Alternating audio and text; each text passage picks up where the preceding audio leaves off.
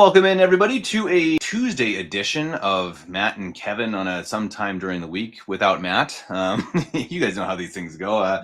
We kind of randomly get on shows as best we can and talk about whatever topics that hit our fancy. But today, Matt couldn't make it. Matt texted me. He said he has all week. He said a bunch of fun things to do on evenings this week. So unfortunately, because Matt's busy doing fun stuff, he's not able to come on the podcast. But fortunately, I have the pleasure to be joined by Father Timothy Geckle. Father, Howdy, this Father. is Matt Svillin. That's unfortunately here with you today.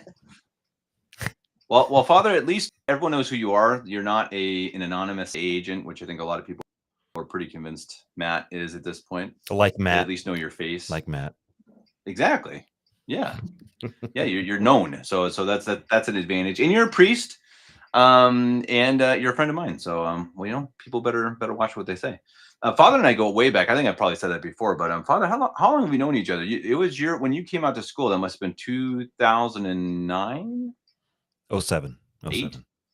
Was it 7 already? Yeah. Wow. Yeah. Wow. Yes, so right we're pushing 20 years. Yeah. Wow. Yeah, go way back. That's awesome. Back in the men's choir days and lots of volleyball. Yeah. Oh, those were good times. It's funny, like you hear the men's choir now, and it's kind of like, well, Hey, we did pretty good for not having any tenors. We were better than them. No, I'm kidding. No, it is always like, oh yeah, we kind of help. Chat, is Kevin cutting in and out, or is that just on my end?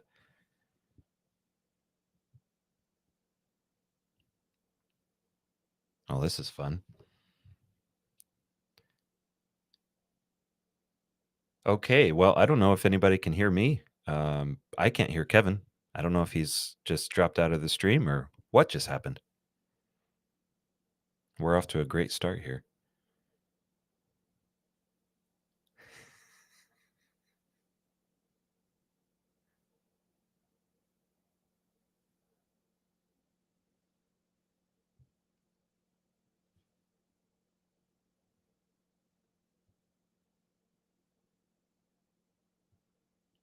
Okay.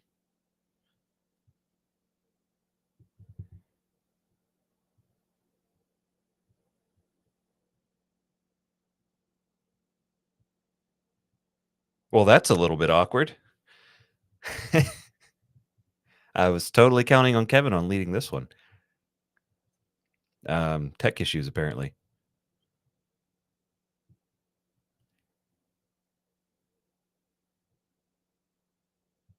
Okay, well, I guess I'll just talk for a little bit here and hope Kevin finds his way back on. I'm not sure what's going to go on here. Hope everybody had a good weekend and Monday. Yesterday, of course, was October 13th, anniversary of Our Lady of Fatima, the miracle of the sun. So certainly a big day yesterday for us as Catholics, especially in these times. I know a lot of places had their Fatima rosary or a rosary procession or something yesterday. We didn't do that. I know. Portagusi here. Yeah, she's in her parish. She was really hoping we were going to do a rosary procession yesterday, but I settled with just a candlelight rosary in the evening. It's a little underwhelming when you have when you want to have a nice big procession and there's only 10 or 15 people. I think we had more than that turn up, but I've done those processions before and it just feels very underwhelming and like you're not accomplishing the goal of having a big public procession with just a few people. But we had a really nice rosary last night, just candlelight. I don't know what it is about praying in the church with the Blessed Sacrament with just by candlelight. It helps you to focus more, fewer distractions, such. It was very nice. Our Lady of Fatima is so important. And Our Lady of Fatima, the Holy Rosary, this month of October especially. That gets one of the one of the things I've been talking about a lot in the last couple sermons, and also in my theology classes I've been doing with the the kids here. Um, we're talking about a lot about history, because one of the things I like to do with theology classes with high school kids is really talk about apologetics. Because high school is the last couple years of school. They're about to get into the workforce, and they if they've been, especially they've been going to Catholic school or raised Catholic, they have an education of the catechism already. They know the basics. But how to defend their faith, that's not faith, not their face. How to defend their faith, that's not something that you can easily read about in a catechism. You can read it, but having discussions about it and having arguments together is really, really good. And that's something that we've been talking about for the last 2 weeks in my classes, is just history, because so many non-Catholic denominations know nothing about history. They go from Christ to the apostles to Martin Luther saves the church. And there's so much that has happened in between. Looks like we got a camera feed here. I don't know if that says This is Dad trying to do something. Oh, I think Kevin, you're back. I'm back, Father. Yeah, sorry, boy. It We can literally hear you. kicked me out of everything. I don't know. Don't really That's know funny. why. Dad, why don't you try to join again and shut off your camera? You're making a pretty strange video of a table. Dad, if you hear us, shut off your camera. And I think your mic wasn't working, Dad. Everyone, sorry for that. It just kicked me out. Father, you sounded like you did a good job when I was kind of in and out of the stream there. But it's good that you're an old podcasting professional. I just started talking, and I have the gift of gab, they say. So, Julia Rose, please do not ever compare us to Sede Picante. That is. That's awesome. I'm kidding. We love Sede Picante. Oh, he's here. Hi, Sede Picante. It's good to have you all here. I saw a question up above, Father. We actually wanted to talk. I don't know if you brought that up, Father. I missed what you were saying. We were talking about. I see a name called Apple Hands. Is that Father Apple Hands? I'm just asking because it's if not, that's a good he's name. Snooping on us. He's not Father Apple. He's waiting to trip us to report us to the Holy Office. Exactly. You never know with Father. Irish Breakfast asks, there's a lot of information on Templars in movies and video games suggesting they are part of Freemasons. Now, Father, I don't know what your take is on this. I think it's a very confusing time in history. I think I don't really know what I feel about it. I think that the Templars may have been done pretty wrong, but I think they'd also become quite powerful, rich, and decadent. And I think that's true, and they likely deserve to be shut down. Either way, I think it's one of those sad things that people only remember the Templars for what they were when they were shut down, and not what they were when they were founded, or everywhere, most of the time in between. They were a wonderful order of knights who protected, defended Jerusalem, conquered Jerusalem, defended it. So I think we need to remember that what they want, the bad guys, the world wants us to remember of the Templars is the worst possible case of what actually happened to them at the end. They don't want us to remember what happened. No. What it is that the Freemasons have claimed the Templars as theirs, and that's what you see in movies and video games and other things, that the Templars were really the first Freemasons, and that the Freemasons were they were the ones, and there are all these secret codes and maps and all this other stuff, and it's like, silly. I don't know about that or anything, but that's ridiculous, I think, because maybe there were some Templars that left or something and got involved with that. I don't know, but the dates don't line up for one thing. But as you were saying, the knights that were incredible, like when at the beginning of the kingdom of Jerusalem, what's his name? I don't know how to pronounce it correctly. Fulshare of Chartres is a priest chronicler at the time. He said in the year 1100, when the kingdom of Jerusalem began, there were 300 knights and 300 foot soldiers to defend the entire kingdom against the entire surrounding Muslim countries and raiders and bandits and all that stuff. 600 soldiers.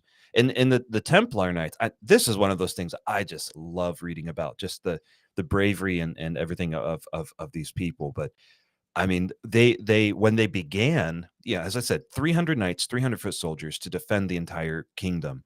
And they dedicated themselves to prayer and to arms and to defend the pilgrims that came there. and they completely subsisted on donations. Like, they didn't start with all this money. They whatever equipment they had was given to them. Whatever horses they had was given to them. In fact, there was like a standard or image or an emblem of theirs that showed two knights riding on a horse, because it was a common thing. They were really Huh. poor. So Wow. it was not an uncommon thing to have two knights riding on a single horse, because they did not have the funds to properly equip themselves. And nevertheless, they pledged themselves to defend the travelers and pilgrims and stuff, and did so effectively. And Bernard of Clairvaux spoke incredibly highly of them as they were getting Right. more established. Right. Yeah, he spoke so highly of them. Yeah, and that's right. So I think that's again to remember what they were, and not let this all this mumbo jumbo. And it's really interesting because that's kind of why it kind of randomly came up, these topics. But I think it fits in, Columbus, the Templars, and I think they're these black legends, right? They're that what Yeah. the state wants to teach us about history. And of course, what the state most wants to do about history is to say how the Catholic Church was the bad guy, right? They're the ones Yeah. holding everyone under, and they're the ones making the world just this terrible place. And they went to the Americas and they killed everybody and they murdered innocent people. And it's obviously absolutely untrue. And it's the same with with the Crusader, or the Templars. What happened in the end again? Kind of confusing. But again, they did I hundreds of don't yeah. years of beautiful work in the Holy Land. Well, and even with that, from the different authors that I've read, the different historians, it seems like their end, why they were shut down and stuff, entirely had to do with the fact that King Philip of France couldn't pay them back, and so Right. maligned them and misrepresented them to the Pope, who was French and probably didn't want to cause a big problem with the French monarchy, Exactly. and Exactly. shut them down. You think about it. I mean, they did become very, very wealthy, because the Crusades was an incredibly money. I mean, they couldn't have happened without incredible amounts of funding from Europe. I mean, the claim that the Crusades were all about getting money from the poor Muslims is so ridiculous, because they spent Europe. The reason why a lot of the last couple crusades went so badly is because, or failed miserably. First of all, was the moral problems, but also, Europe got tired of paying for it. I mean, it's like Yeah. today, funding all these Right. foreign wars. Europe was tired of getting taxed for to fund crusades, and they poured so much money into it.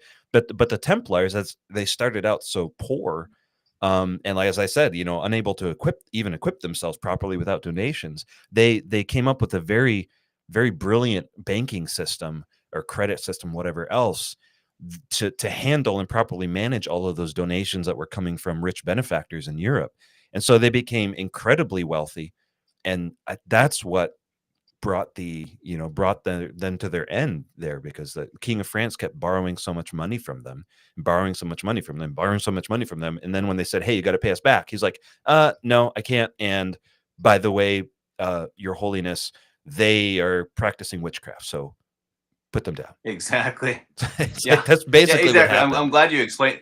I'm glad you explained that, Father. Exactly. So the that story of how, and they were kind of hunted down, and some of them were killed, and a pretty rough ending. But it's a pretty interesting part of history. And they were, as JJ OK says, it was a religious order. Exactly. It was an Oh approved yeah, religious yeah. order. They were monks. They were fighting monks who gave their lives to God and to arms, yeah, to soldiering, which is it pretty cool. And I mean, I recommend to young men especially to read about the Crusades, because I think there's a lot of good in it, and there's some bad too. I mean, there's some bad too. There were bad things that happened, always and where there's you see human what beings, happens there's when, problems. Yeah. exactly, and at war, and you just imagine going for years trying to get to Jerusalem and suffering unimaginable things happening to you, and then when you get into Jerusalem, yeah, your self control is not what it should be, and bad things did happen. That's true, but in general, the idea of the Crusades, I think, is a really beautiful thing that is very, very manly. I just ordered, Father. It's funny we're talking about this, because I just ordered yesterday a book from Rabin Ibrahim, I've heard really good things about it. I don't know if you've read from him, I Father, but about just heard the Crusade. about that because Yeah, there's a YouTube channel called Real Crusades History. I Awesome, think I've seen awesome that. channel. Yeah, yeah, yeah, If yeah. anybody wants to learn more about it, it is fantastic. He's so good. His narrating voice is good. The visuals are good. They're really well done. Real Crusades History. And yeah, I was just listening to another video to just kind of get a little bit more information fresh in my brain before we started here. And he just mentioned that author as a recommended read. So yeah. Cool. I've seen that too. I've seen several people on X who have recommended him, who I like. I trust their recommendations. So I'm really excited. I finally finished my book on John Adams. So I'm excited to get back to part of history that I'm a little more excited about. But it was actually really neat though. It was really neat to read about John Adams and the founding of America. I recommend that to everyone too, because I think it's really good to understand where we came from. It doesn't even mean you have to agree with it, but it's just better to understand it, because people throw around you know slurs, or what do you want to call it? That's not the right word. They throw mud all the time on America, especially traditional Catholics, I think. And I think I would wish, if they're going to do that, they would at least be a little more well read. I think some of the times that if you're going to throw mud around, make sure you know what you're talking about. And I see our good buddy Eric on here. John Adams is awesome. Yeah, I'm so glad. Thank you, Eric. I'm so glad you agree with that. He is, at least from what I've read so far. He and Thomas Jefferson are the exact opposite of the coin. Mm, He had John Adams, okay. really, who actually wanted a Christian, not Catholic obviously, but a Christian country, and even in a lot of ways for molded not after monarchy, but he had more traditional values. Jefferson was this total radical. He Hmm. he cheered the French Revolution. He cheered the butchering of the French Revolution. So really, really pretty interesting when you actually look into the history of what happened. That some of the founders were good and some of them were bad, and it's yeah, I don't know, pretty nuanced. So I recommend everyone to read these things. This was a really good book. What's his name? David McCullough. I think it's long. It's like 600 pages, but really, really fascinating history for anyone who likes American history. Um, Hmm. I feel like there were a couple other questions. If I ever go off topic, Father, let me know. That kind of is in these No, no, live it's streams. It happens I'm sometimes. Yeah. I'm the last person to recognize and correct that, because once I get Squirrel. started talking, we talk about everything. See, that's the best though. We just Everything need connects we, to we need to be religion, and smoking pipes here, Father. Right? Man, I hey, should have. I've got one handy right here. Oh man, jealous, jealous. Yeah. Um, I don't have a uh, wife, so I don't have anyone telling me I can't smoke in I my know. my Yeah, quarters.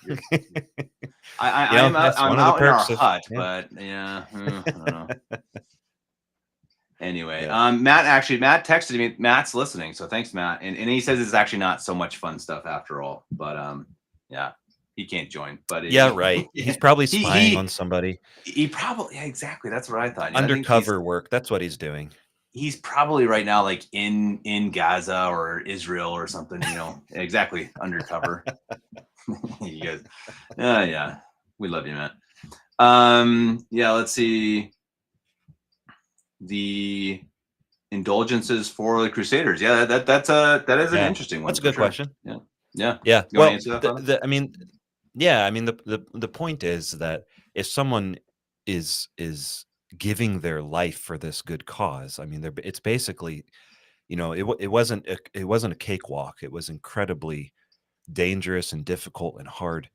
And so it's basically a form of laying down, it's a form of martyrdom in a way, if you think about it, laying down their life to protect their fellow man, and also to rescue the sacred places from being profaned more and more.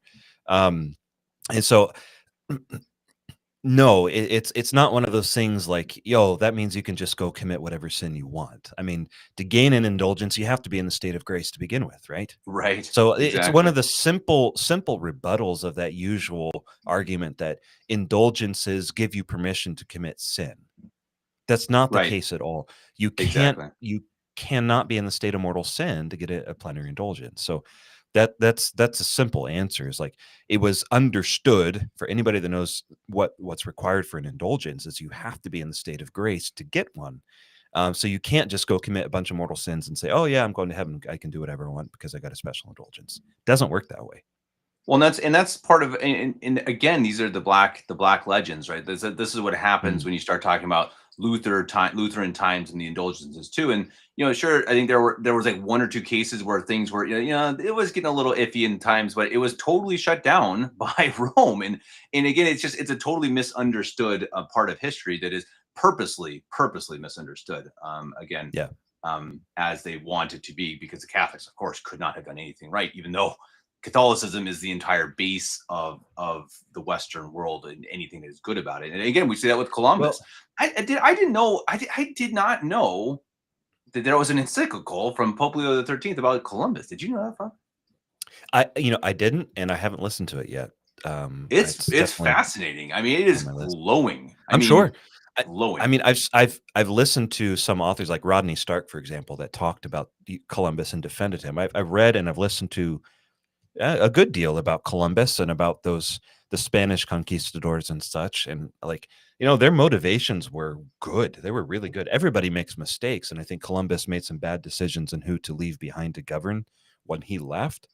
But I mean, he was brought back in chains at one point to the Spanish government for allegations of having mistreated, the Indians. And he was really badly treated, for false allegations. It's Yeah, really unfortunate. So many times the heroes of history are misunderstood, misrepresented, attacked, and treated very badly. He was yeah. certainly a hero. Well, which is nice to see a pope 400 years down the line say, this was a man who truly did this very Right. openly and publicly for the reasons, the absolutely best reasons, which was to spread the word of God to the pagans. And as he says in the encyclical, you know, the incredible benevolence of God, the timing, to have that happen right before the Protestant Revolution. And it's really fascinating. I recommend everyone. It's 13 minutes long. I just recorded it, and it's not the best recording, guys. I admit it. I actually saw it. Father Geckle's sister, funny enough, posted it on Facebook, and I'd never seen it before. So I was like, I saw it, and I was like, oh man, I wish I'd known about this. And I was like, okay, fine, I'm just going to do it. So right before bedtime, I jumped on the microphone and read it pretty quick. So it's not the best recording, but really, really interesting encyclical. I highly Mm. recommend it because it's absolutely positively glowing. And I've had times, Father, too, where it's so hard with history, right? Because you read a book or an article, and they're so sure of these things that they write so absolute matter of fact that I've had times where I really question, is like, oh, maybe Columbus really was a terrible person. I think, yeah, I am getting kind of convinced. This writer really, he's really convincing me. And it's just like, that's the problem with history, right? I mean, someone could put their own No, twist on it that's with a that's the word. problem with propaganda. Yeah, That's the problem with propaganda. History is looking at events as they happened without a twist. That's the problem, is that so many of these historians have an agenda, have a conclusion that they want the reader to reach, and so they twist the actual events, misrepresent it. Um, Real history is looking at, I mean, you go back to the original sources as much as you can. And you go to the yeah, chroniclers and stuff, and that's where, somebody, again, I speak of him a lot, but like Rodney Stark, for example, he goes back and he takes the Muslim chroniclers as well as the Christian chroniclers, exactly. and they look at the events and what the people said at the time, not what somebody said much later. Whether it's, I mean, Columbus, there was a lot of opposition, at the time, but even like the Crusades, I mean, um, I can talk about that more because I've read more about that. But like the opposition to the Crusades from the Muslims, for example, didn't come about until the 1900s. Like the the whole thing about the whole viewpoint of the Crusades were these horrible things that the poor Muslims were beaten. That didn't start until the 1900s, when the Ottoman Right, Empire was having right. issues. And like, at the time, though, the Muslims there were like, well, it's much better to have the Franks here than it is to have the horrible Turks. They hated the Turks more than they hated the Europeans. So it's like there's so many Interesting. fabrications of history, whether it's Columbus or the Crusades or You whatever. know the That one I like, Father? The one I like is how they portray Saladin as being this almightily oh, merciful person. And he right, did. I forget which one. Maybe it was Jerusalem, where he did spare the men in general. But there were 2 or 3 others where he killed everyone in the city. So it's like, again, they just skip it. They just totally ignore what actually happened. It's like Saladin the Merciful, what an amazing person. Like, you think no one else has ever read history? I mean, he slaughtered people all the time. I mean, it's just, come on. I mean, it's so silly, and eventually you see that more and more, Father, right? And I think that's more in our times. I think they just know people aren't going to actually read. Yeah, they're not. I think you see that in the news, right? People just say they'll just throw out stuff that's just not true, and they're just going to assume people are going to buy it. Look at the smears with Donald Trump. I just saw right before we came on that apparently, Obama, they've proven that Obama planned the whole thing with Trump, and the Russia hoax. So they just made it up. Like they literally just wrote the thing and made it up, and then gave it to the media. The media produced it, and half the country believed it. So it's kind of all connected, right? I mean, people just, they buy what they're given. Yeah. Well, I mean, it's been going on for a long time. I mean, Yeah, propaganda has been going on for a long time. I mean, what is our country called? It's called America. After who? Amerigo Vespucci, who never came over here, who invented a bunch of stories about how he actually discovered stuff and Columbus did. I mean, our country is called by the name of somebody who stole the glory, basically, of our country really should be called like Columbia or something like that. But it's true. named after this guy who had a better way of writing and getting his propaganda out there and That's wanted a good to. point. So it's more yeah, I totally agree with you. It's more of a thing today because information can be passed through media, especially movies and stuff, and make a deeper impression. And so movies that are badly portray history make a deeper indentation on people, just because it's more moving to have the visual and the music and all that other stuff. And on top of it, people don't read. Yeah, yeah, exactly. Though interestingly enough, I mean, back to Luther, part of why his movement spread so quickly was because the printing press had just come into effect. So Yeah, he was able to create these pamphlets, print them out in mass numbers, and it was a totally new phenomenon for people, right? People were like, oh my goodness, what is this? And a lot of these people couldn't read, so they'd make these extremely graphic images of really horrific images of the Pope and of the church, yeah, and it was, yeah, it was the propaganda of the time. So nothing new under the sun, right? I mean, it is for pretty sure. pretty interesting how that works. It's like, yeah, okay, same problems as ever, I suppose. But Yeah, human nature hasn't changed. That's is for that my sure. phone? That's my phone. I always think that's your That's phone. yours. Oh, Yeah, sorry about that. yeah.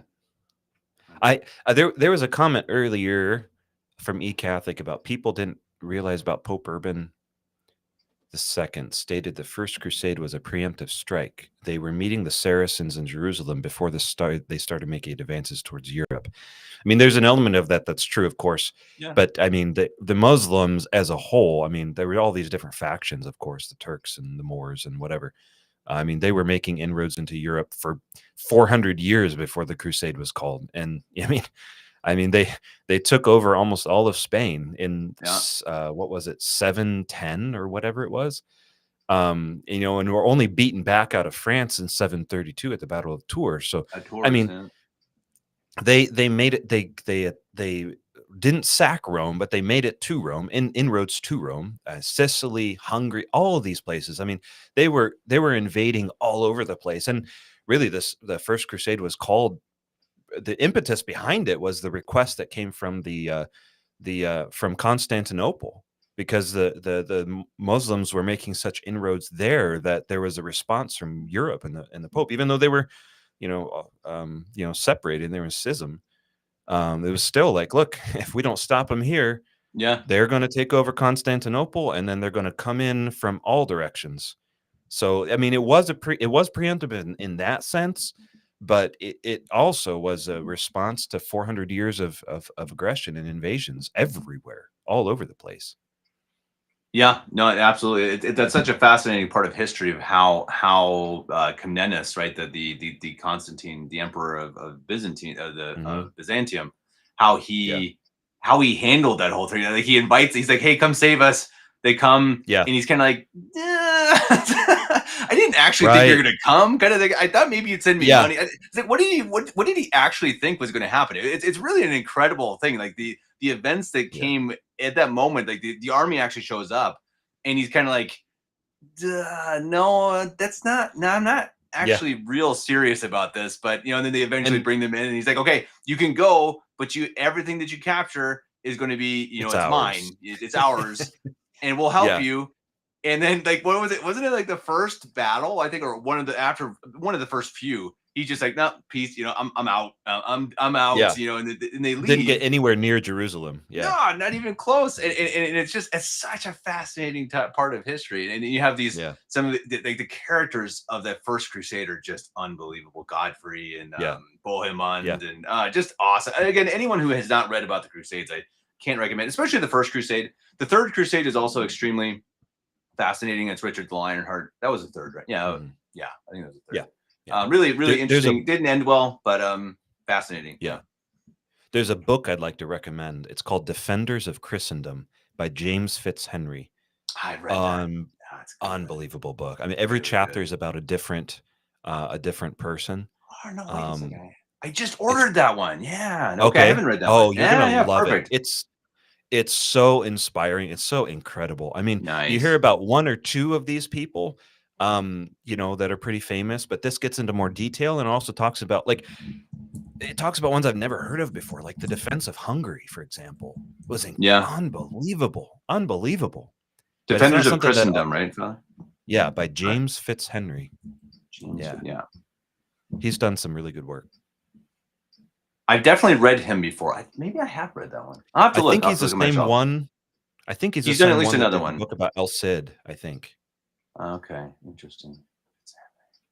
Huh, interesting. No, that's good. I'm really I always go back. Like I always go back to the Crusades and that era. I mean, I also like the Mm, British time period just because I think it's really interesting. It's for some reason I'm really fascinated by British monarchy in the medieval times. But okay. the Crusades especially, like I'll come to the American, Revolution, or I'll do the Civil War or World War II, and I kind of go through streaks where that's what I'm reading about. But I almost always go back to the Crusades. It's the one that just gets me. Yeah, it just yeah. makes it. It Well, warms the blood. yeah. Love it.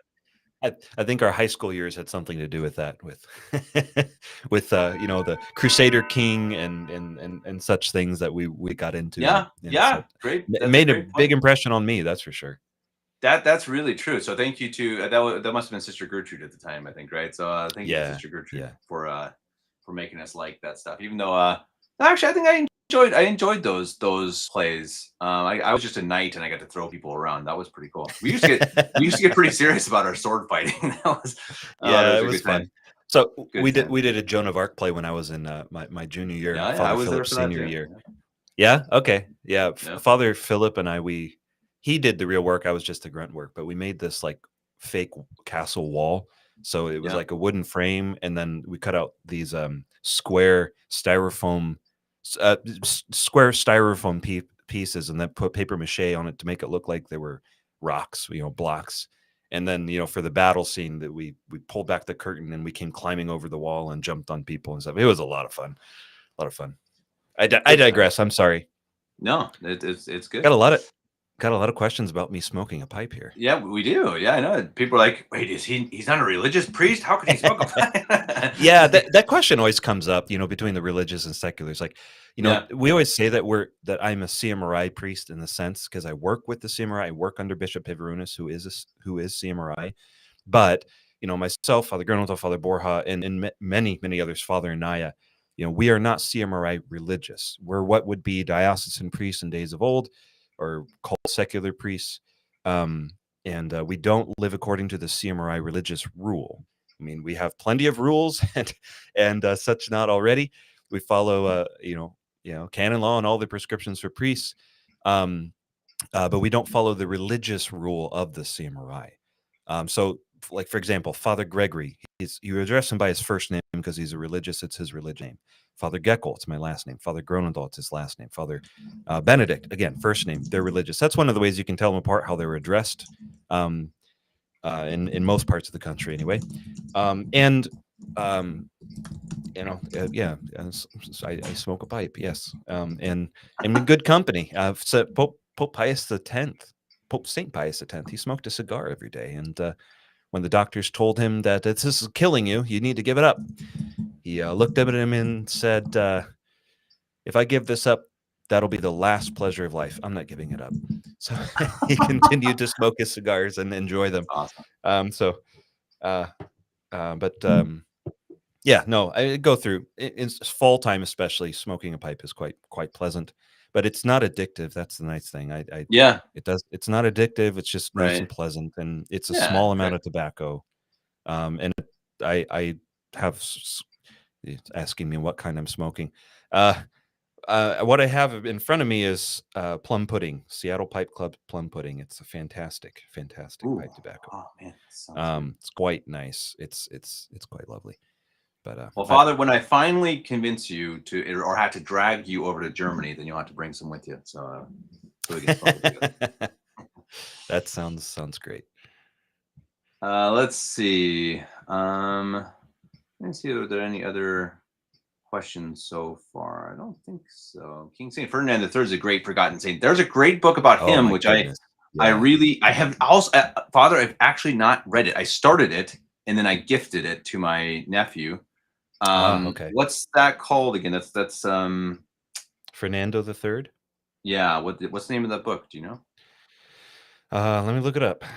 It's also by Fitzgerald or something, isn't it? Fitzhenry. I think that's the It's same author. Fitzhenry. Yeah, James Fitz. Okay, so Yeah, Saint Fernando the Third, A Kingdom for Christ A by Kingdom for James Christ. Fitzhenry. Yeah, Yeah. Kingdom for Christ. That's why I knew the name. Okay, yeah, got it. Yeah. So those are the three that The I books know are from that expensive. I got to author. warn you guys. I've tried to find them. They're pretty hard to find. They're not in print, I guess. At least Really? not that I I've could never had find. the So, trouble.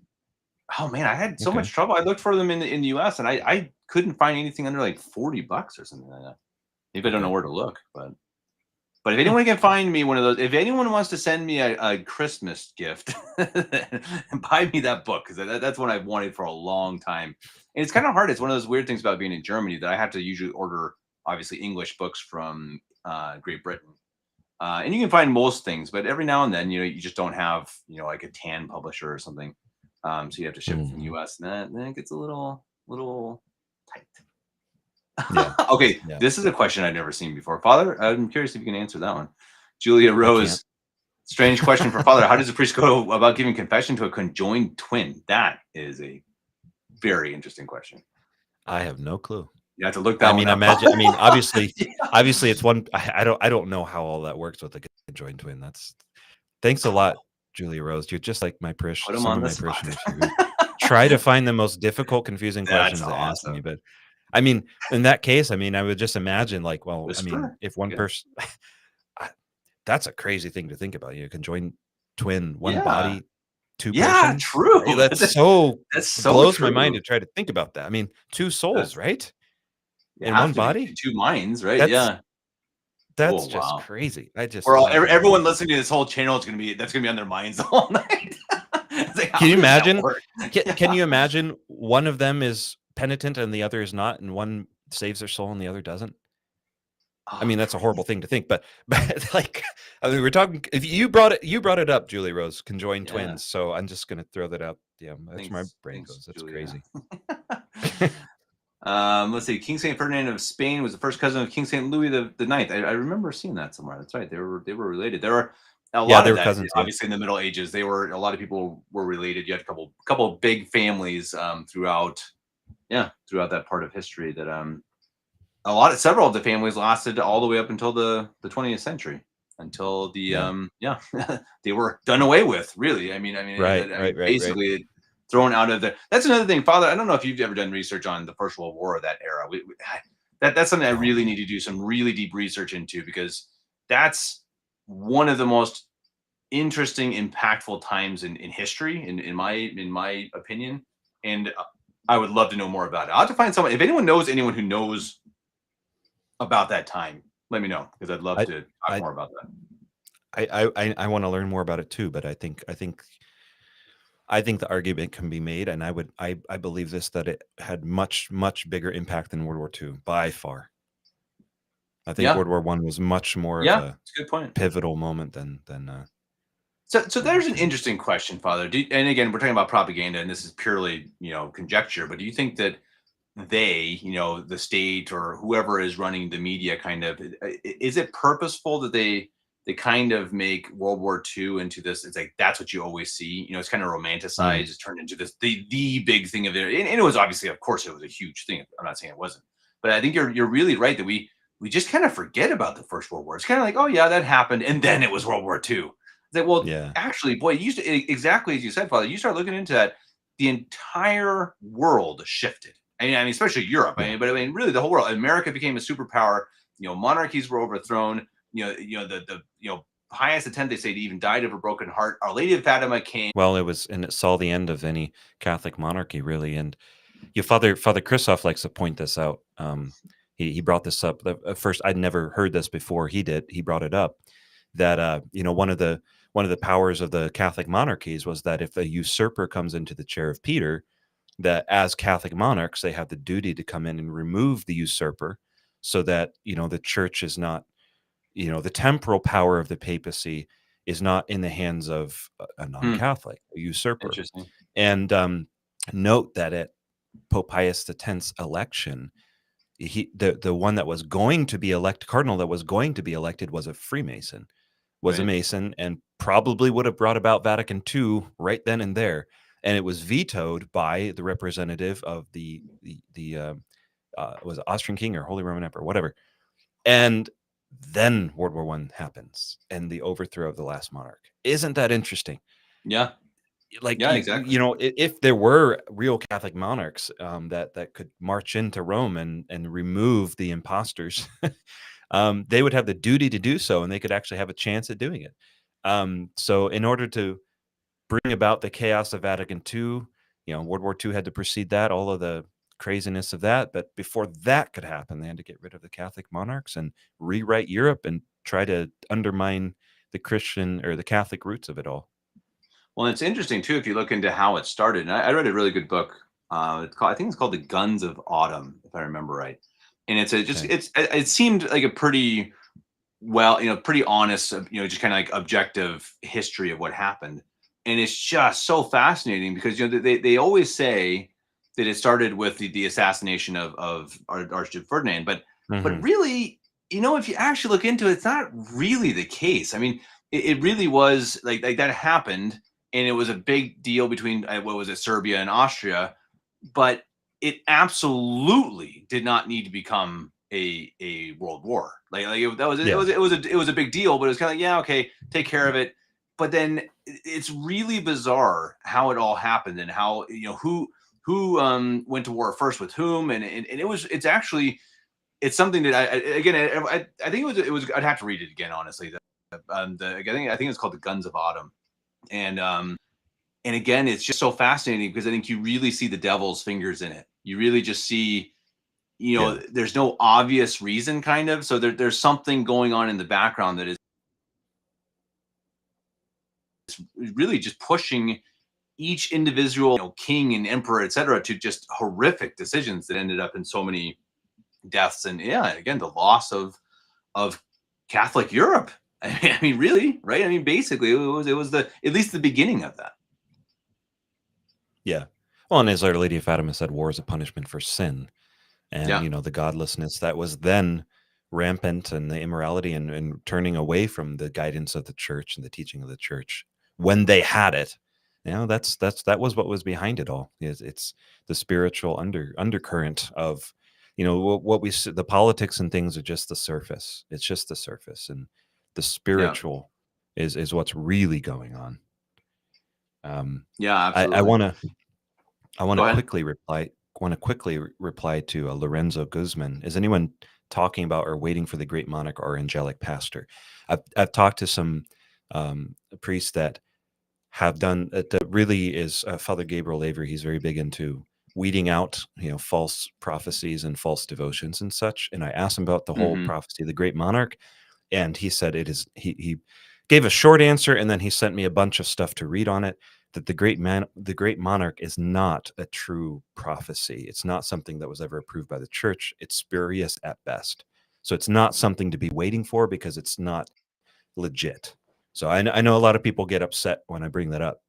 There's a lot of people that really like those, prophecies and things, but actually looking at the sources and such, it is not actually a legitimate prophecy. It's one of those like the 3 days of darkness where somebody said that, somebody said that, somebody said that, this saint said it, and then somebody Yeah, writes a book about it and exactly. it takes off, but it's not legit. Exactly. It's not Well, legit. the amazing thing about that one is that that was actually, I don't want to say condemned, but during the time it was, there were bishops in America who said, no, this is absolutely not approved and you cannot publish this.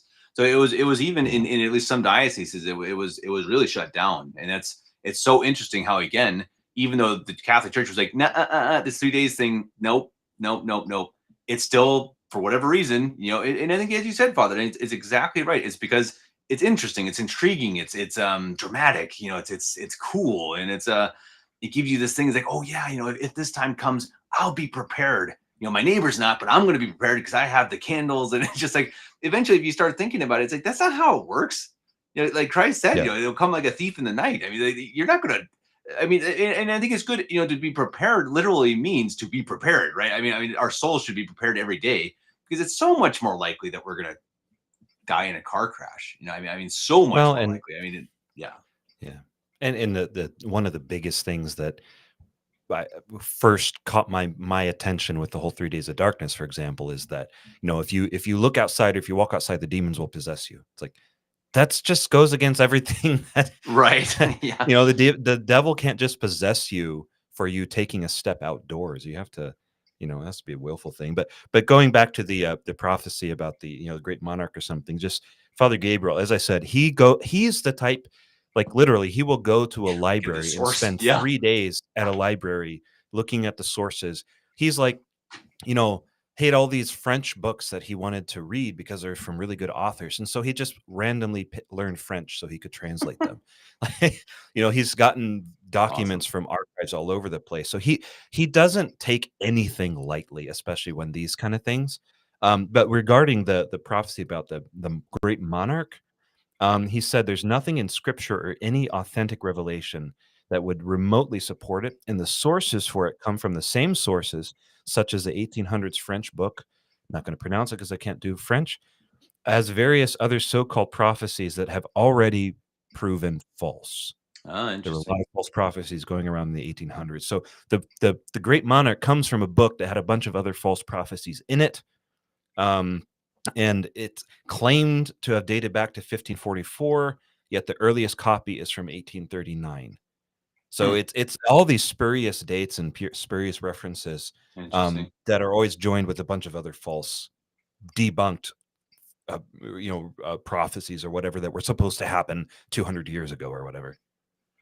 Now it's interesting, and it's interesting that Irish Breakfast brings up Our Lady of La Salette, because I think that's similar, right? That I think that it's approved that she appeared to the children in France, but the a lot of what is spread of Our Lady of La Salette now is absolutely questionable, as far as I understand. I think that was Father Gabriel who talked about that too. That a lot of the Mm. material it came from the children later on, or it was changed in the interpretation as they grew older, or it would just came far after they had died, and it was not the same as the original story. I don't know if you know that to be the Yeah. case as well.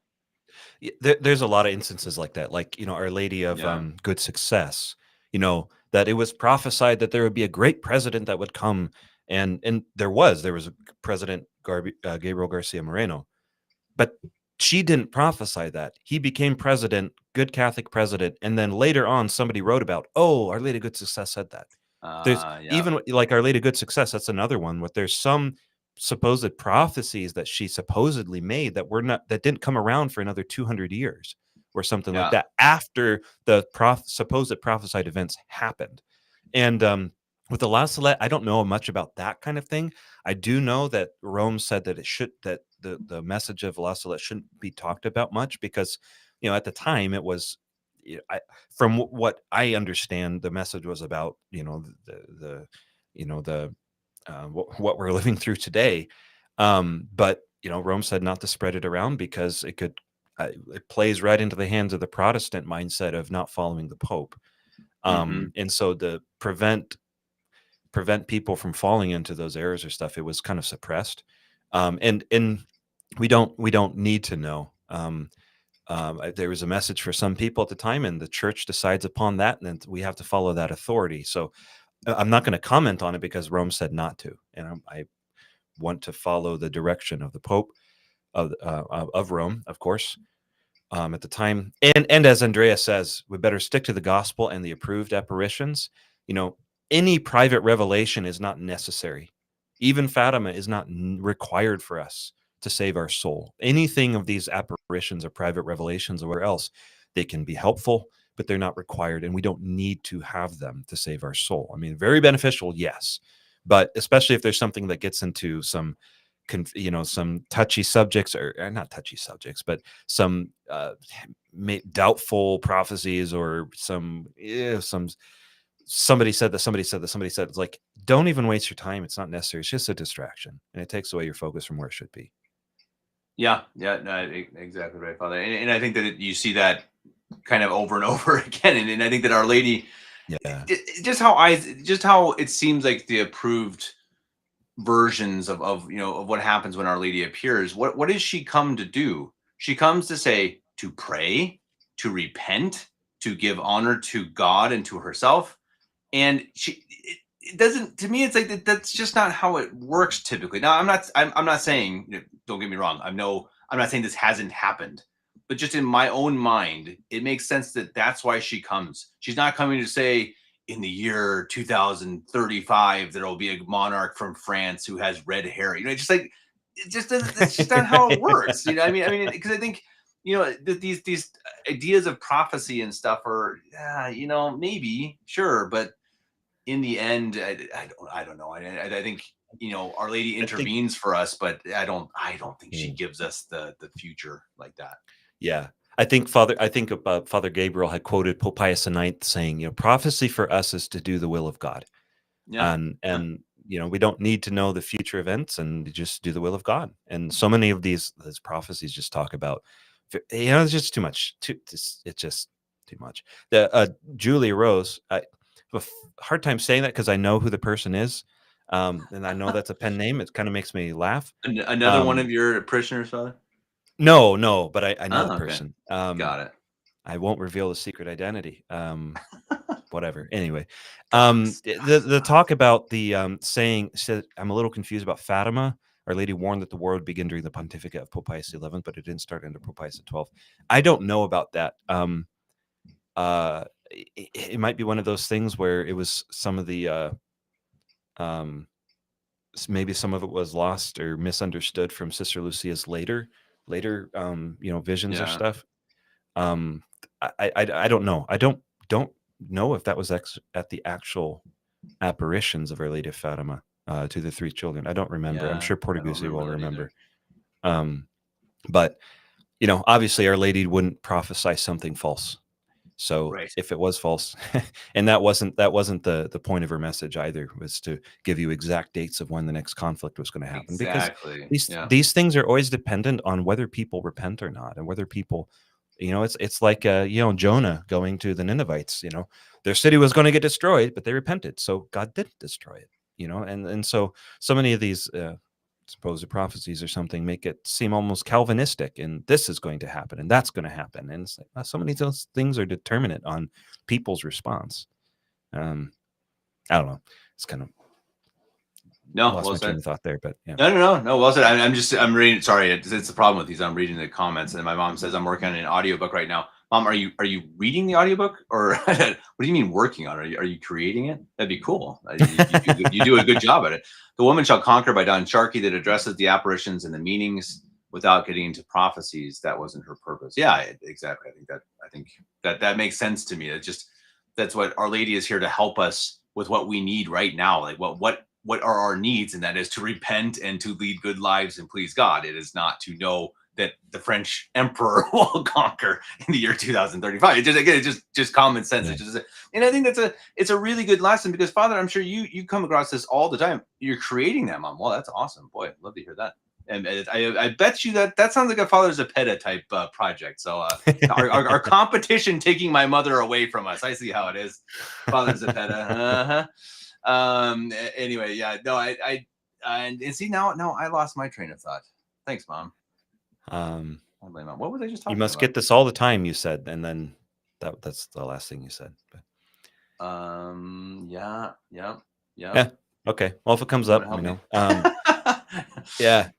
I think the point that e-Catholic too is making here, I don't believe it. There's people in traditional Catholic world who said it's possible Pius XI was murdered. He wasn't going to support the West, supposedly. Someone on Cath Info is writing a book on it. Yeah, Cath Info isn't a place to go for good sources of information. I mean, maybe for history, whatever, but no, I don't believe that for a second. I mean, Pope Pius XI, you know, I mean, he's not. Was he the one that condemned fascism? I don't know. I mean, somebody did, but I Well, it don't was think that during Pope his. I Pius. mean, he condemned. I mean, Mid Brennan de Sorga was from him. I mean, it was probably written by Pacelli, but it was in his pontificate. Yeah, which was Yeah. So certainly against Nazi fascism. I mean, for sure. yeah, there was not support from Rome for what Hitler was doing and what his movement was. I mean, Pope Pius XII, as No, Cardinal Pacelli, whatever, was very much opposed to them, and he had the support of Pope Pius XI, who appointed exactly. him to that position. So no, I don't believe that for a second. I mean, that to me, that's just fantasy world. Yeah. Wanting to come, what we were just talking earlier about twisting the facts to meet a conclusion. That's so easy to do that with history. And if you have the conclusion settled in your mind that Hitler was actually good and that the wrong side won World War II, then of course Pope Pius XI was against it or against them. So Right. Right. that's my take on it, my hot take. Yeah, yeah. Fortunately, I hope in our comment section tonight we don't have any too many people who are believing that kind of stuff. Hmm. That's cool. So, boy, my mom's doing an audiobook for this channel. See, mom, see the things. I'm attacking you, and you're doing it for my own channel. I'm sorry, mom. Kevin, No, who's in charge here? Isn't this your thing? I ask myself that frequently. No, it's awesome. Boy, I tell you what, the best thing that ever happens to me was when someone creates something. Like I just saw it today, like the Michelle and Lawrence just made a video, and I didn't know they were going to do it. It's just like I looked at the timeline on the channel. I was like, oh, there's a video from Michelle and Lawrence today. It's pretty cool. That's like it's like a little birthday present every now and then. It's like, oh, there's a video from somebody. That's pretty cool. So mom, I'm very Nice. happy to hear that. That's pretty cool. Let's see. Andrea asked something. Charlie Kirk be considered a martyr of the faith? I'll let Father answer that. I would say definitely not. The speech by the widow Erica. Oh, I lost it. Where did it go? Sorry. Too many comments. Was very Hey, that's impressive from good. a Christian A point lot of of view. good. Yeah. I think Yeah, I'll let no, Father he's answer the martyr. Yeah, go ahead, Father. yeah, no, the church never considers anyone that is not Catholic a martyr. So he's not a Catholic martyr. He's not to be considered that in that sense. And I mean there have been countless instances of this throughout history of people dying for Christ that were Orthodox or something else. Some Eastern rite that wasn't in union with Rome, even if they were just schismatic. In all other respects, having the same faith, except for that they would not recognize the Supreme Pontiff. And even when they directly died for Christ, they were not martyrs for the faith. Now, does that mean they're in hell? No, I don't think so. I'm quite sure that God will recognize their sacrifice, but from the appearance of the church, from the how the church handles it, is they are not martyrs, because you have to be a member of the Catholic Church explicitly, not just by desire, to be a martyr. I mean, um, a different example would be some of the early catechumens, like Saint Emerenciana, who was a catechumen who was going to become a Catholic, and she was martyred. She was martyred in her blood, baptism of blood. That's a different scenario because she was a catechumen. So there is a different way of approaching a catechumen versus a Catholic, that has been baptized and received in the church versus someone who is not Catholic. So in the sense of he was very devoted to the cause of helping people get closer to Christ and live a moral life according to the precepts of the gospel. In that sense, I mean, he was completely devoted to it. So if you want to talk about it in a secular way, as being a martyr for the cause of in my opinion, I know there's definitely different takes on whether he was how good he was or how bad he was. There's definitely different takes on that, sure. But from my point of view, I think he was doing a lot of good work. And if you want to talk about him as a martyr for in that sense, sure, but in the sense of the Catholic Church, no, he was not. And as your mom just said, Father Zepeda did a really good job, really great video on this. I'd encourage you to go to Catholic Wire and take a look at that YouTube video. Really good, very funny how he starts it out. Yeah, it's comical at first, and then he gets into a really good, very motivating message, actually, very inspiring. I tease Father Zepeda all the time, but really, he's very inspiring with his content. So I very much encourage you to take a look at that. He explains it very well. Yeah, absolutely. And he has a couple other videos up where he has an audiobook. That's why I was joking with my mom that he does have an audiobook about the North American martyrs, which I highly recommend everyone to go listen to. That takes a lot of time and effort, guys, and he's putting it up for free. Let's just keep that in mind, please, that these types of things, as Father Geckle knows very well from recording the Passion by Goodyear a couple years ago. Yeah. It's a lot of work, and it's a lot of time and blood and sweat and tears, and obviously Father's doing it just for the good of what it is, but please, really seriously, if you're looking for good material to listen to, definitely go check that out, because these things are when you do this and you spend hours and hours and hours and then you get like 80 views, it's like, oh man. That hurt. It really, I know this from myself too. It's like, oh really? I mean, yeah. Really? You hope it helps one or two people at least. But yeah, you're right. Commodus, it looks like he did take that video down. I'm not sure why. Because I thought it was right on point. Maybe he got tired of all the comments. I saw some of the comments on there and they were just so out of line and brutal. Maybe that's why I took it down.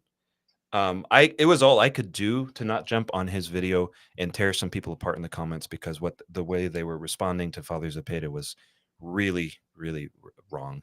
Yeah, that's unfortunate. Especially once you break a certain barrier on YouTube and you get people coming in who aren't usually there, it can get pretty ugly. But there's also certain people, some of my favorite people these days, who also just publicly stating that that they're not upset that Charlie Kirk was killed, and it's just like, what are we doing? I mean, even if you think that, don't say it. Well, I mean, just don't say it. What Father Zepeda said in the video was he had somebody tell him, when I saw that Charlie Kirk got murdered, my first thought, this is not Father Zepeda, this was the guy that talked to Father Zepeda. He said, my first thought was, if you lie down with fleas, or if you lie down with the dogs, you'll get fleas. And it was like, come on, you just saw somebody get murdered and you're like, yeah, good thing. That is so unfortunate. Interesting. Yeah. Another priest recommended you take it down. Another priest recommended you take it down. Wow. Okay. Well. Yeah. I guess you never know. Okay. Good for Father being humble and taking it down. I respect that. But it was very good. Yeah, good example of obedience there, and exactly. him not just sticking up with his own opinion. Yeah. Yeah. Amen to that. I think good for him. I would disagree, but I don't care. It doesn't matter. Yeah. It's his channel, and I understand that when you get a priest say, hey, you should. I think it's not a really good thing. You should probably take that on. That's a stomach ache in the morning. And of course, I always listen to, but it's tough because sometimes, even as you know, Father, different priests have different opinions on many topics. As long as it's not something that's going against the faith. I mean, there are many things that priests think differently on, and so it's like sometimes like, oh, I don't know. But okay, real quickly, Father, because I got to get going here pretty quick. But I wanted to talk about one last thing. And this has been an awesome podcast. This has been one of my favorites. Seriously, this has been great. Yeah, this has been awesome. Talking about crusades and stuff. Man, we got to do this more often, Father. Seriously. I got a quote from Pope, quote unquote, Leo the 14th. That's Prevost, our buddy Bob from Chicago. Bob from Chicago. So this is on X. So this is from him, supposedly. I mean, I'm sure it's someone running the Twitter, but it's under his name. Doing the work of a journalist can never be considered a crime, but it is a right that must be protected.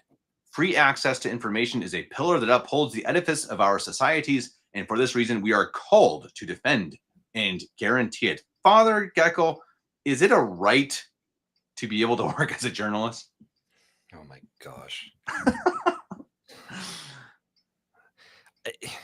It's hard to find words for the moronic stuff that's been coming out of the Vatican.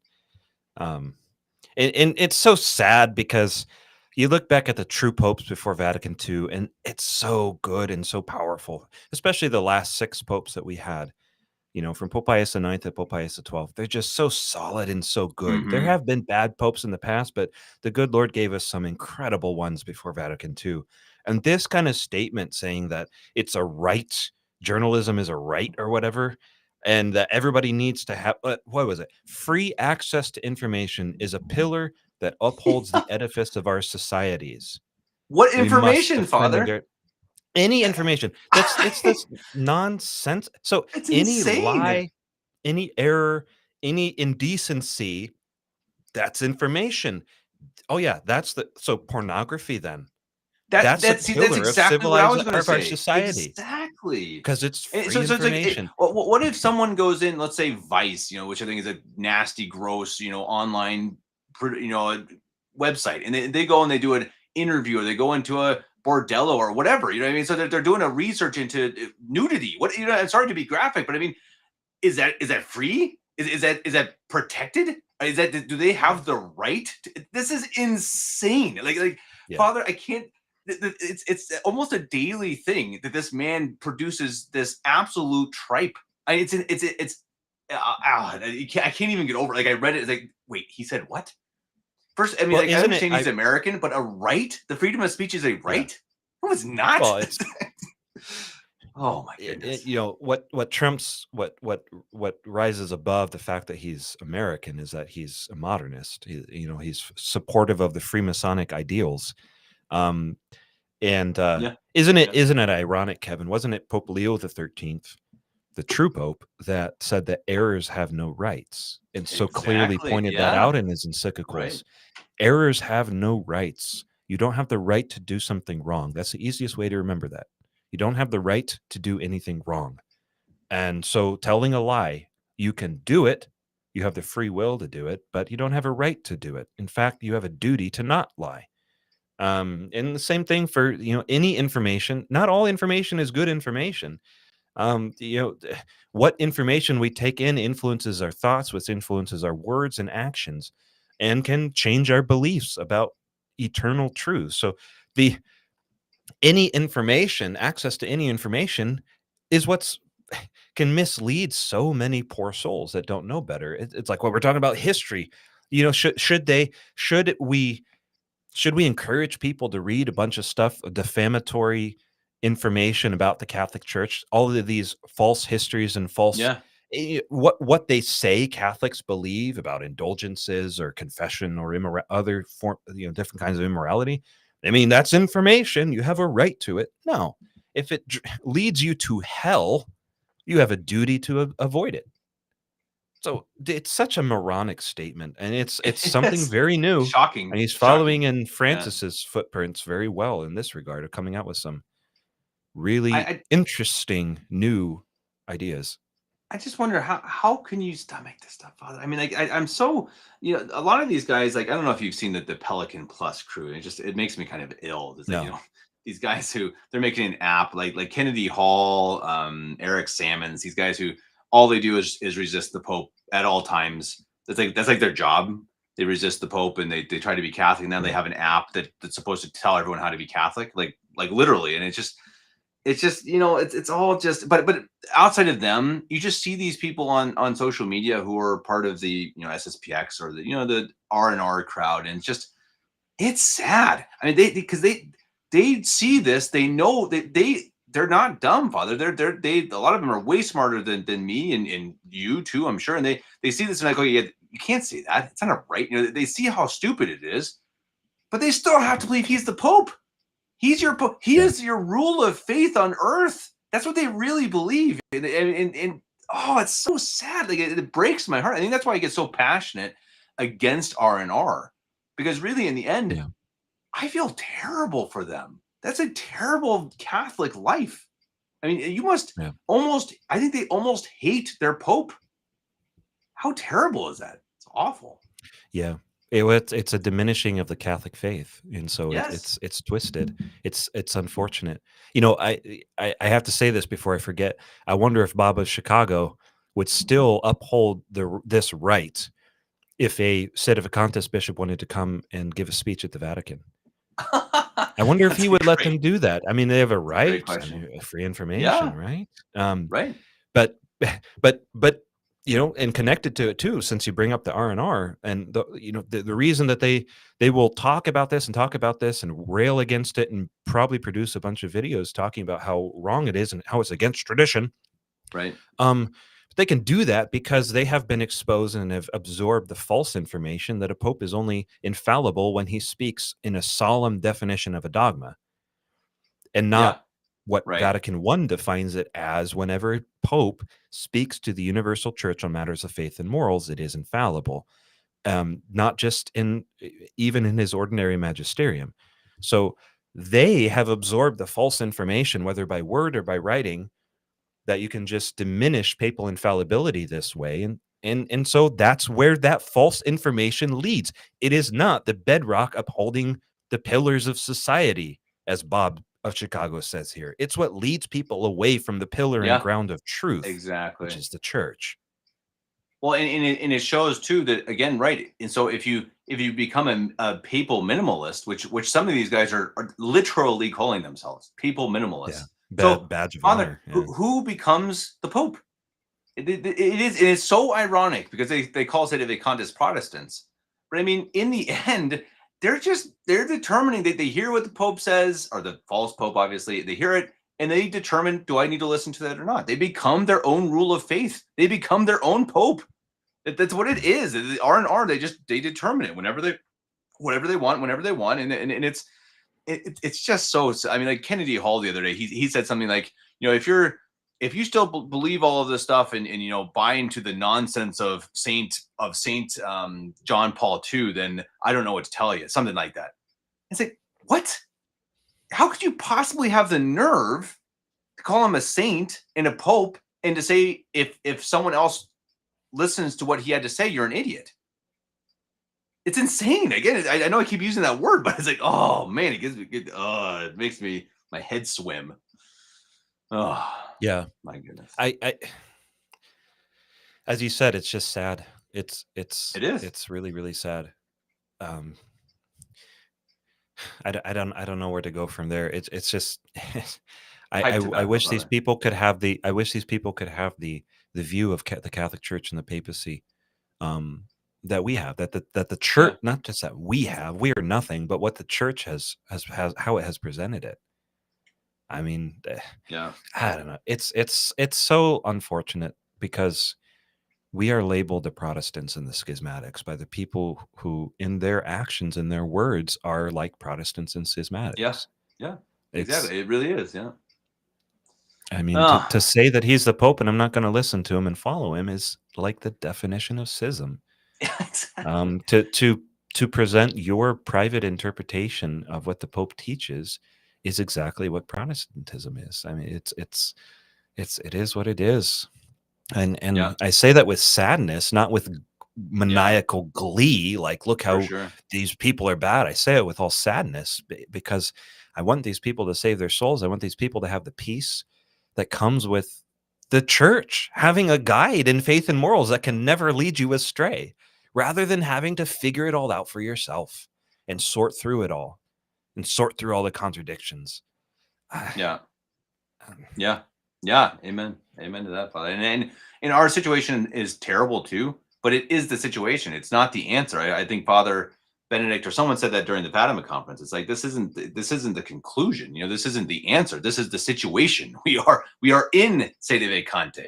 We don't decide it. We don't say, I choose Sede Vacante. It's like, no, it is the reality. It is what it is, and we have to find our best way with God's help through it, and pray and pray and pray that we have soon a new pope. However, that happens through a miracle, through God's grace. But it is just what we're in, and that's hard too. But thank goodness, we can still honor and respect the papacy as the Catholic Church teaches.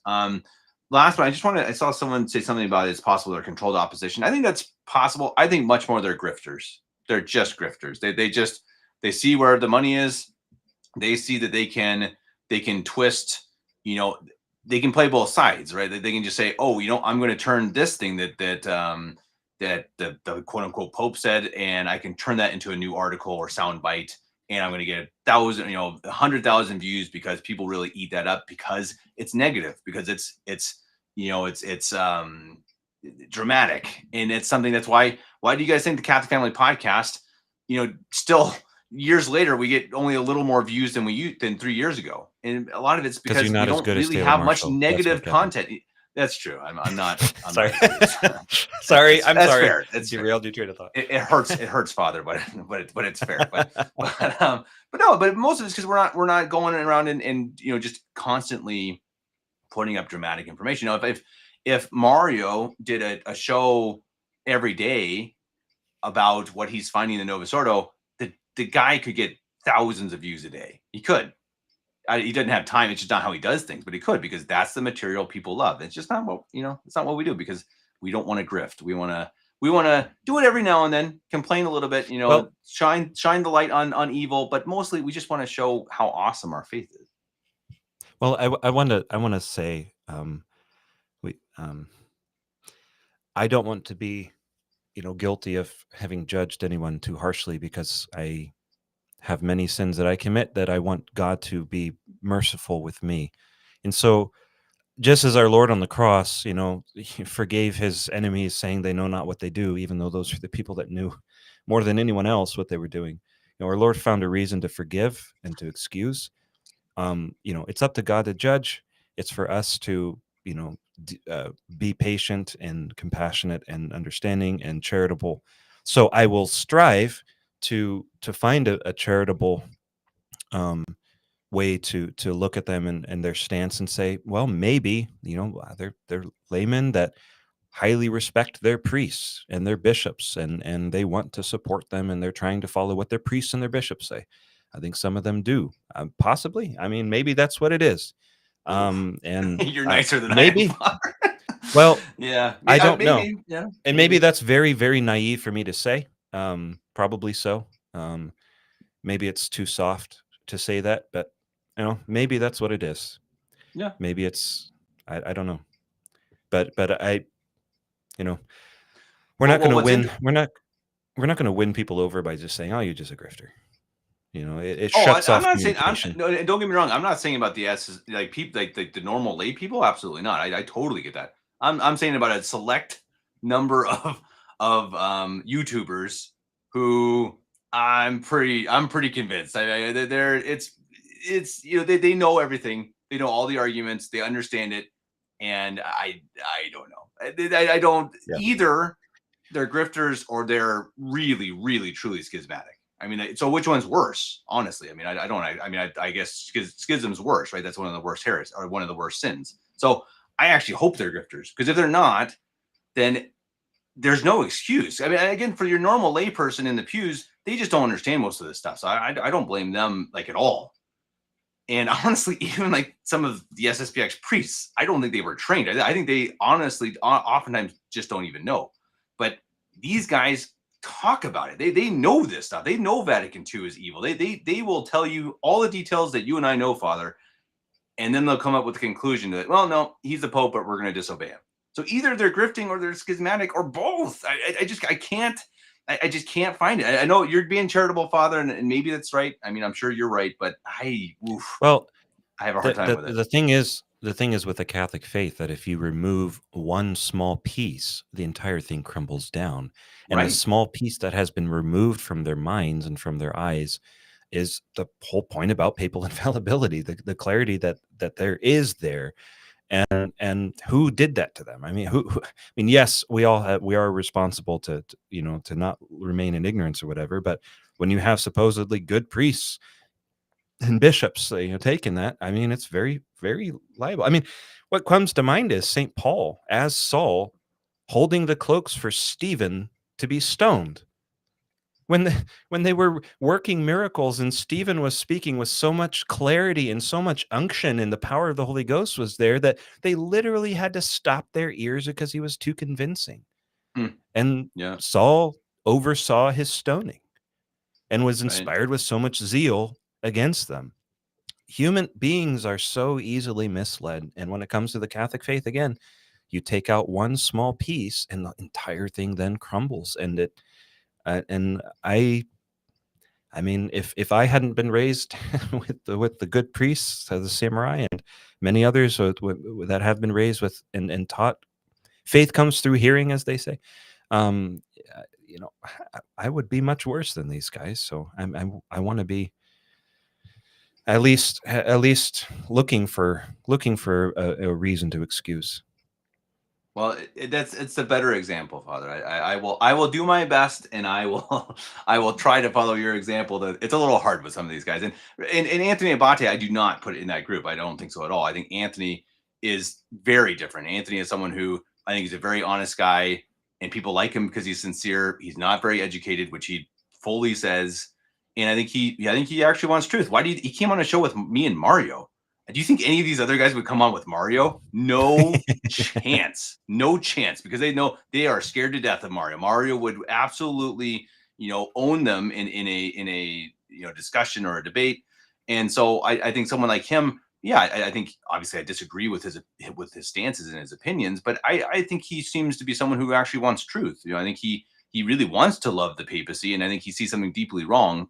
And he's someone I could really see. I could see him become a State of A contest. And these other guys, but we'll listen to Father. We're gonna listen to Father. We'll end charitably, and I will do my best. I will go in. I got to go in and go to bed, and I'll pray the Rosary first, and I'll pray for a little more charity in my heart, especially to these Yeah. podcasters that Yeah, and Commodus brings up a good. I know you're trying to get going here, but he does bring up a good point. I don't want to incur sin through them by omission for not pointing out the wolves, and that's true. You point out the errors, you point out how it's misleading, and I have no problem doing that, and I do that. I've done that many times, but once you point it out, it doesn't mean you then need to continually bash them as being dishonest and evil and other things. But you do bring up a good point, Commodus. Virtue follows the middle course, and so naively saying that, oh, they're well-meaning and they're really good, really always, and then going too far the other way of always calling them out and always calling them of bad will and whatever. Virtue follows the middle course. So that's always the hardest road to take, but it's the correct ones. But I do definitely take your words there as yeah, good point. I'll only become a little more charitable. Then I'll be more in the middle. All right, guys. Last point. Yeah, Anthony Abate. I have asked him, and he is open to coming on a show. So we'll see in the future. It's always hard when you have multiple people getting to work and everyone's busy. But yeah, it is hopefully going to happen. Say to Bicante, I know you think differently of Abate. So as Father says, work on your charity. But yeah, who knows? I mean, and it's true. You do have to be careful when you critique someone's motives. That is dangerous. That's definitely true. I just have a hard time because, again, eventually, if they know all the things that we know, then they're schismatic. It's got to be one or the other. Either they're doing it just to make money, or they're doing it because they are purposely schismatic. I just don't. In charity, even there's no other answer. They know all of these things. They know that they're saying he's the Pope, and they're disobeying. That is, his Father said, it's the definition of schism. So yeah. Oh well, we'll see. Anyway. We'll pray for them. That's definitely the answer is to pray for everyone. And I tell you, if anyone has not already seen the interview with, or not the interview, the speech given by His Excellency Bishop Waugh at the Fatima conference, the Canadian bishop, really, really good. And the part where he talks about when he stopped saying the Unicum Mass is really fascinating. Really, really good. I highly recommend it. We'll probably put it up on the channel here soon, but that shows you too how to treat people charitably. It's a really good, listen to it, and you're going to really feel for the people who go to the Unicum Masses. You're going to really feel more for them, and I think if you listen to it, you'll be a lot more patient with them. It will help me too, at least with the normal people. Again, with these. Yeah, it was good. I mean, he really pointed out, like, he parted from the SSPX and it was in good standing. Like, they didn't like blow up, and then he didn't try to tear them down. He's like, he owes his Catholic upbringing to them, and there were many good priests that don't believe that Francis was the Pope or whatever. And it was all of the Fatima conference lectures were great. I haven't listened to them all, but they're really, really good. Yeah, no, absolutely. That you can find that now. I think there are multiple channels, but the one that has the full videos that were recorded live, you can find that at Mary Immaculate Parish video. I think if you just YouTube that Mary Immaculate Parish, you'll find um, a um, a list of the videos from the last Fatima conference. And on that note, I better go. It's getting late. Father, again, Okay. seriously, that was awesome. That was a lot of fun. A lot of fun. Yeah. I really enjoyed that. We got to do it more. It's fun. It was just so fun to talk about history and stuff. That's my. Oh, I love that. That's it's just so interesting to look at it, and then you could kind of, what if and what was and what could have been, and it's awesome. Yeah. Love it. Oh, Love it. if Matt listens to this, Matt, you better step up your game. Otherwise, I'm taking your spot and getting your salary. So Yeah, exactly. Yeah, exactly. You know? And then Matt's going to have to actually go back to full time with the CIA. I guess. Yeah. And no more part time in Matt. No more part time. No, awesome. Thank you in the comment section. You guys were great. We really appreciate it. That was fun. Good questions, especially Julia Rose wins the Good Question Award for the day. So Julia, you get a craziest question award. Gold star. Yeah, exactly. Gold star. And somebody, Portuguese, I told you, you got to email me and I'll try to send you a cup because you've been a top commenter lately. I'll try to get you a CFP mug. So email me your address and first I'll send the cops there to scare you a little bit, and then I'll send you a mug. All right. So everybody, thank you all. God bless you all. Father, God bless you. And Father, again, let's not be strangers. Let's do this again sometime soon. Sounds good to me. All right.